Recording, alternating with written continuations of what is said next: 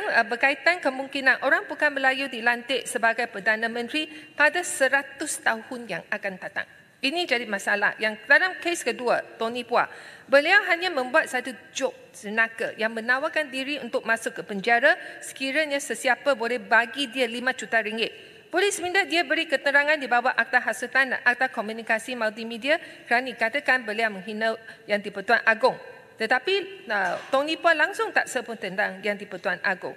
Tan Sri Yang di-Pertua, di sini saya ingin tarik perhatian Dewan Yang Mulia ini tentang kenyataan Profesor Emeritus Datuk Dr. Teo Kok Siong dalam akaun TikTok yang bernama The Merdeka Times yang mengkritik sekolah vernacular.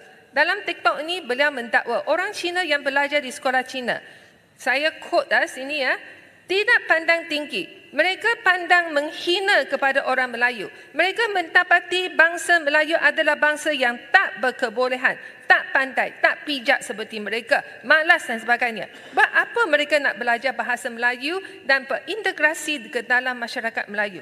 Tan Sri Yang di-Pertua, saya dan ramai ahli-ahli berhormat di Dewan ini belajar di sekolah Cina. Kami tidak pernah diajar untuk memandang rendah orang Melayu.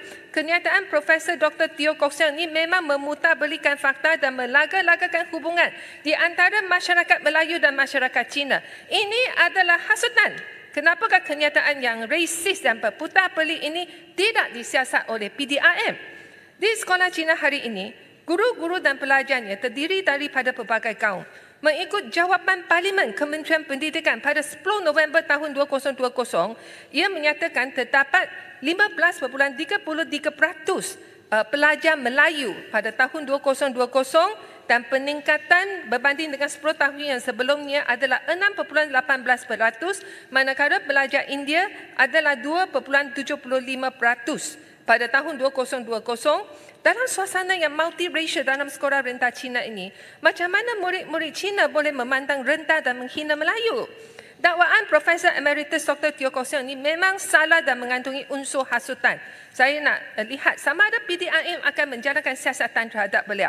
Saya juga menyeru Kementerian Pendidikan Tinggi memberi amaran kepada pensyarah-pensyarah yang rasis dalam institut pengajian tinggi di negara kita sebagai usaha menjadikan kampus IPT kita sebagai tempat yang menggalakkan pergaulan dan perpaduan di antara kaum.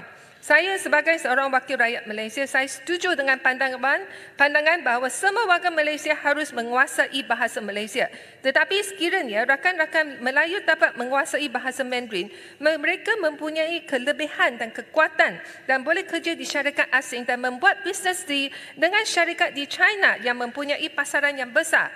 Seperti penyanyi Malaysia terkenal Sheila Hamzah. Beliau berjaya menjadi penyanyi yang terkenal di negara China kerana beliau dapat menguasai bahasa Mandarin.